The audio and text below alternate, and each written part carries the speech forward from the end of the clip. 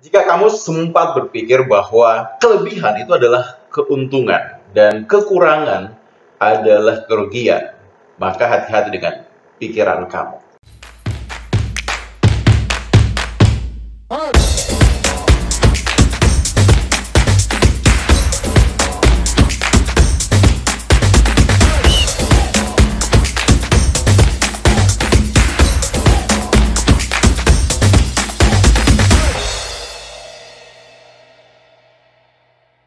Hai, saya Ronald Tagalung. Selamat datang di channel Ronald Tagalung, channel yang berbagi berbagai hal terkait dengan motivasi, inspirasi, dan pengembangan diri. Dan setiap hari Rabu, kita sharing video tentang bedah buku ya. Kita bicara buku. Dan video pada hari ini akan membahas buku David and Goliath. Oke, apa yang menarik dari buku David and Goliath? Buku ini memberikan kita sebuah perumpamaan di mana dalam kehidupan ini seringkali kita merasa sulit, susah, berat ketika menghadapi sebuah masalah yang itu rasa-rasanya kayaknya nggak mungkin untuk bisa kita taklukkan, kayaknya mustahil untuk kita bisa hadapi. Sebagai contoh misalnya, ya, sekarang kita menghadapi yang namanya pandemi. Masalah yang sudah hampir lebih dari setahun belum selesai-selesai. Nah, ini adalah hal yang bisa diumpamakan seperti sebuah raksasa yang harus kita hadapi. Dalam hidup, seringkali kita terjebak dalam satu pemikiran bahwa seandainya saya memiliki berbagai macam kelebihan, maka itu akan memberikan keuntungan buat saya. Atau terkadang kita merasa diri punya banyak kekurangan dan menganggap itu sebagai sebuah kerugian. Padahal ketika kita punya banyak kelebihan, belum tentu itu adalah sebuah keuntungan. Karena bisa jadi itu adalah sebuah kerugian. Dan ketika kita memiliki kelemahan, maka jangan berputus asa, jangan cepat menyerah. Karena bisa jadi kelemahan kita bukanlah kerugian, namun bisa menjadi sebuah keuntungan. Kisah David and Goliath ini memberikan sebuah ilustrasi bagaimana sesungguhnya dalam kehidupan ini tidak selalu mereka yang memiliki kelebihan ya. Jadi kalau kisah ini sebenarnya bercerita tentang David ya. Kalau misalnya di agama Islam itu Daud, di mana dia berhadapan dengan musuh besarnya yang berukuran besar, berukuran raksasa, si Goliath. Nah, yang menarik adalah seperti ini. Goliath ini dikenal oleh masyarakat saat itu sebagai manusia yang sangat perkasa, sangat tangguh karena memiliki otot yang banyak, kemudian postur tubuh yang besar, sehingga rasa-rasanya kalau orang diajak untuk duel dengan si Goliath itu adalah tindakan bunuh diri, adalah hal yang mustahil untuk bisa menang. Kenapa? Karena Goliath dianggap memiliki banyak kelebihan dibandingkan orang secara umum. Apa kelebihan Goliath? Yang pertama, dari segi posturnya yang tinggi besar. Nah, postur yang tinggi besar ini secara otomatis itu mempengaruhi pada bagaimana jangkauan si Goliath ketika mungkin melangkah, menendang, meninju. Anda bisa bayangkan, kamu bisa bayangkan misalnya mungkin kalau tangannya cukup panjang, nah berhadapan dengan orang yang kecil ataupun pendek ya bisa jadi itu. Sama seperti di dalam film-film kartun, ya Goliath hanya cukup memegang kepala si orang ini dan musuhnya nggak akan bisa menjangkau dia dengan tinjunya karena ukuran tangan yang beda jauh. Nah, kelebihan dari Goliath apalagi itu? Ya, ketika dia punya postur yang besar, otomatis itu. Kalau misalnya harus melangkah, ya langkahnya cukup jauh. Dan ini juga adalah sebuah kelebihan. Ditambah lagi, Goliath ini punya massa otot yang banyak, yang besar, sehingga diasumsikan ini adalah sumber dari kekuatan si Goliath. Nah, jadi secara nalar, orang beranggapan, wah mustahil rasanya kita bisa menghadapi seorang raksasa, bisa menaklukkan seorang raksasa, bisa mengalahkan seorang raksasa. Namun, sejarah membuktikan bahwa ternyata semua kelebihan-kelebihan yang dimiliki Goliath itu sesungguhnya bukanlah keuntungan buat dia.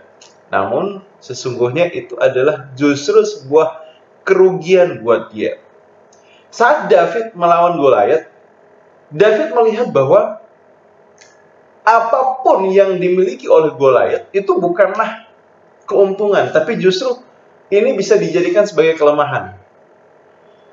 Dikisahkan, David melawan Goliath ini dengan menggunakan ketapel, dan karena ukuran Goliath yang cukup besar, maka menjadi sangat mudah bagi David untuk melemparkan ketapelnya, melemparkan batu ke arah si Goliath, dan akhirnya bisa mengalahkan Goliath.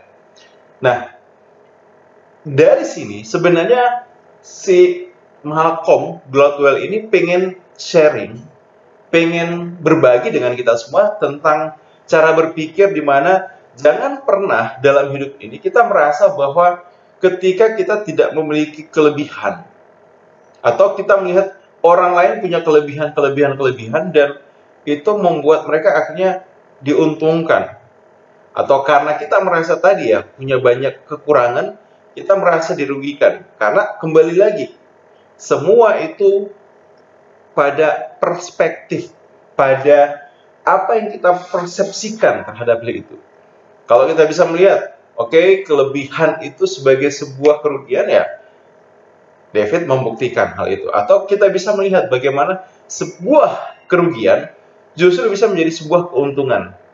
Nah, di dalam buku ini itu dikisahkan tentang satu konsep menarik. Nah, konsep yang disebut sebagai grafik puter balik, ya, grafik puter balik.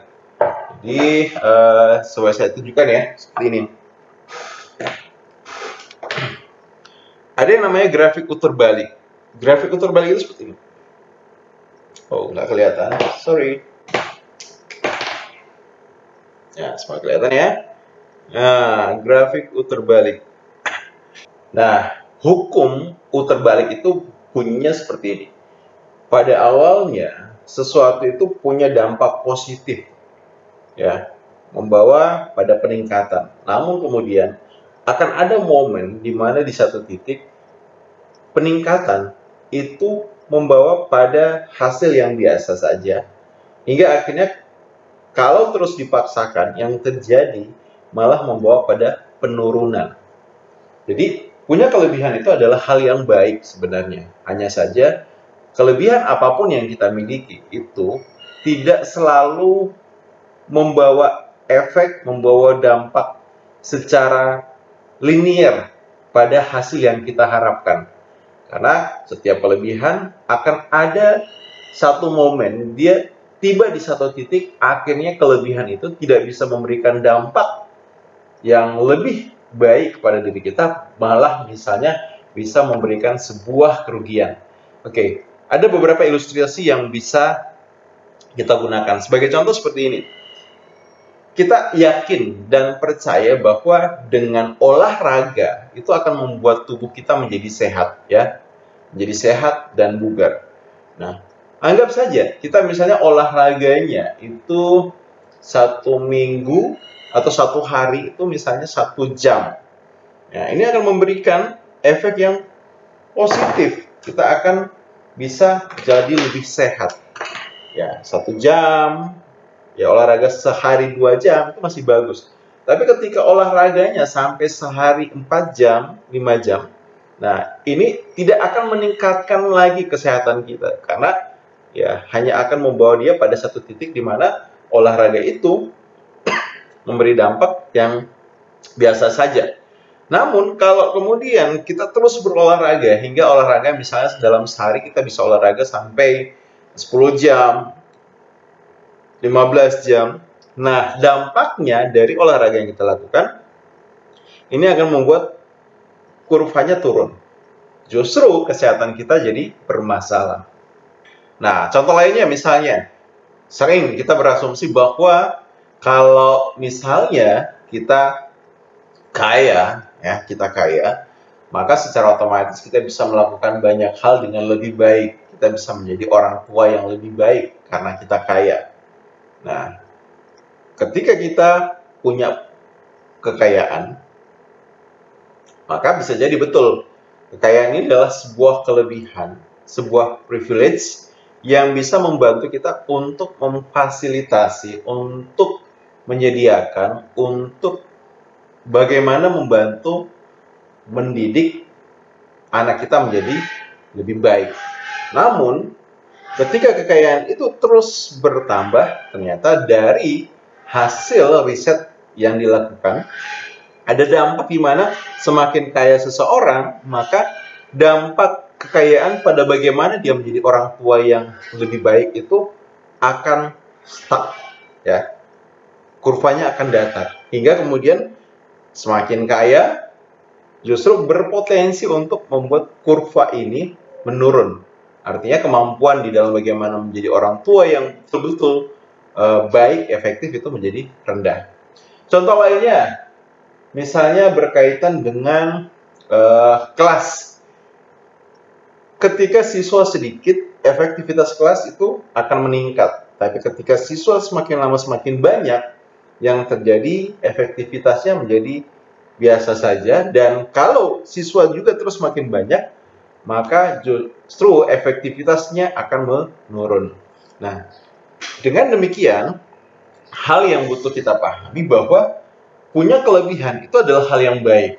Hanya saja kita harus sadari bahwa kelebihan itu tidak serta-merta membawa kita kepada keuntungan. Karena kelebihan apapun justru bisa jadi akan membawa kita pada kerugian kalau kemudian itu berlebih. Nah, sebaliknya, bicara tentang kesulitan, bicara tentang kekurangan, tidak semua kekurangan itu membawa pada kerugian. Jadi, dalam sebuah riset ya yang dilakukan oleh Julie Logan di City University London, itu dia melakukan riset di mana di situ dia meriset dari para multi jutawan yang ada, dari para orang-orang yang sukses luar biasa, berapa banyak yang mereka waktu kecilnya itu punya masalah. Nah, masalah dalam hal apa? Masalah dalam hal bagaimana membaca. Jadi, waktu ditanya seperti itu, hampir kurang lebih sepertiga dari orang-orang yang disurvei itu mengatakan bahwa masa kecil mereka itu adalah di mana mereka mengalami disleksia, artinya punya masalah di dalam bagaimana belajar dan membaca. Dan tokoh-tokoh hebat dunia seperti Richard Branson, ya, miliarder dari Inggris yang baru saja kemudian berhasil mensukseskan proyek dia untuk terbang keluar angkasa, itu ternyata adalah orang yang disleksia. Kemudian di sini juga diberikan beberapa contoh seperti Charles Schwab, Greg McCaw, David Neeleman, pendiri dari JetBlue, kemudian John Chamber, ya, CEO dari Cisco, Paul Orvalia dari Kinko, dan banyak lagi. Itu ternyata mereka adalah orang-orang yang ketika kecilnya mengalami disleksia. Artinya ada kesulitan-kesulitan di masa kecil, ada kekurangan yang dialami oleh orang, itu tidak sepenuhnya menjadi kerugian, tapi justru ini bisa menjadi sesuatu yang diperlukan agar kemudian bisa membantunya untuk menjadi pribadi yang lebih tough, ya, lebih tangguh, lebih punya daya juang, lebih punya motivasi dan konsisten di dalam mewujudkan apapun.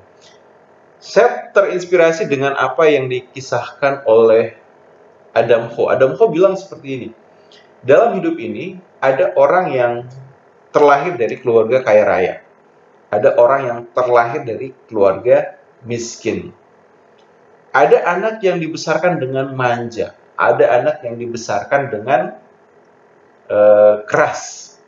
Nah, kombinasi yang menarik yang dirasakan oleh Adam Ho adalah ketika kita itu bisa lahir di lingkungan yang kaya, namun tetap dididik dengan keras, itu akan membawa kita pada satu pembentukan karakter yang lebih kuat dibandingkan kemudian kita lahir dari keluarga kaya raya, namun dididik manja, sehingga mentalitas kita, kemudian semangat kita, daya tahan, daya juang kita, itu tidak ada. Nah, orang-orang yang lahir dari keluarga miskin, dan dia bisa merasakan bagaimana perjuangan hidup itu adalah hal yang mutlak dilakukan, mereka punya kelebihan. Kelebihannya adalah mereka tahu bahwa dalam hidup ini harus bekerja keras, dalam hidup ini harus berjuang, dalam hidup ini harus berusaha agar kemudian bisa mendapatkan sesuatu. Sedangkan mereka-mereka yang lahir dari keluarga kaya, karena segala sesuatunya difasilitasi, seringkali nilai-nilai karakter tentang daya juang, semangat, motivasi, kegigihan itu tidak banyak dilatih ataupun tidak banyak dimunculkan. Nah, kombinasi yang terbaik menurut Adam Ho adalah bagaimana seseorang bisa lahir dari keluarga yang kaya dan dididik dengan keras. Lahir di tengah keluarga yang berkecukupan itu membuat mereka punya satu cara berpikir bahwa oke, untuk mendapatkan apapun itu adalah hal yang mungkin. Kenapa? Karena orang-orang di sekitarnya bisa mencontohkan bahwa itu adalah hal yang mungkin, hal yang bisa diraih. Dan ketika mereka dididik dengan keras, maka karakter, kepribadian yang ada itu akan menjadi alat mereka untuk mewujudkan apapun yang mereka inginkan. Sedangkan mereka-mereka yang lahir dari keluarga miskin, namun punya semangat juang yang tinggi, punya kendala di mana bisa jadi karena lahir dari keluarga miskin, mental block, hambatan pikiran tentang ini sulit untuk dicapai, ini sulit untuk dilakukan, itu yang akan membatasi. Tapi sejauh ini, ketika semangat juangnya tinggi, ketika konsistensinya besar, maka semua mental block itu pun bisa diruntuhkan. Nah, jadi ada kelebihan-kelebihan yang itu bisa jadi sebenarnya berakibat buruk ataupun bisa membawa kerugian, dan ternyata ada yang namanya kekurangan-kekurangan yang justru bisa membawa pada yang namanya keuntungan. Ya, seperti itu ya. Nah, kita butuh pahami bahwa dalam hidup ini ada batasan dari kekuatan yang kita miliki, sehingga yang terutama yang butuh kita lakukan adalah kita tahu bagaimana menggunakan kekuatan yang kita punya, kelebihan yang kita punya sebaik mungkin, dan terus melakukan evaluasi sejauh mana kelebihan itu bisa membawa kita pada apa yang kita inginkan. Saat kemudian ternyata itu mentok atau itu tiba di batas dari sumbangsi positif yang bisa diberikan oleh kelebihan itu, kita butuh mengubah dan mencarikan hal yang lainnya. Demikian video kita kali ini, semoga bermanfaat. Sampai jumpa di video lainnya. See you.